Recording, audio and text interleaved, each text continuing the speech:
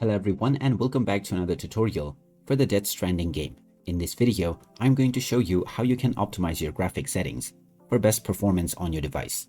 So let's get started right away. First of all, open up the Death Stranding game on your device, and once you are taken into the main menu, you can click on the Options button.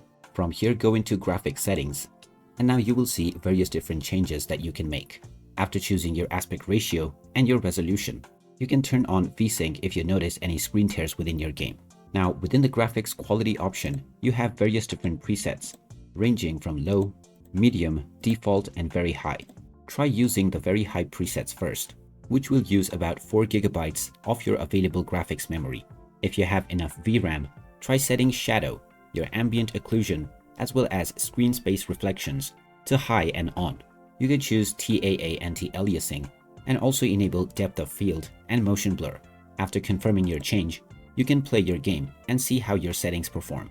If you still notice some performance issues, you can go back to your graphic settings and then try reducing them by one step. But before you reduce any settings, you can also try enabling NVIDIA DLSS as well as AMD FSR or Intel XeSS.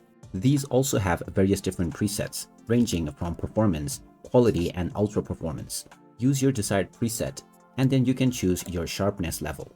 After confirming, once again go back to your game and see how the changes perform. By repeating this step, you can find a stable balance of performance and quality within your gameplay.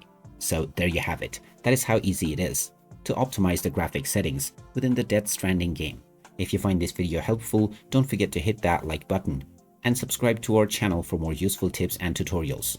Thanks for watching, and I will see you again in the next one.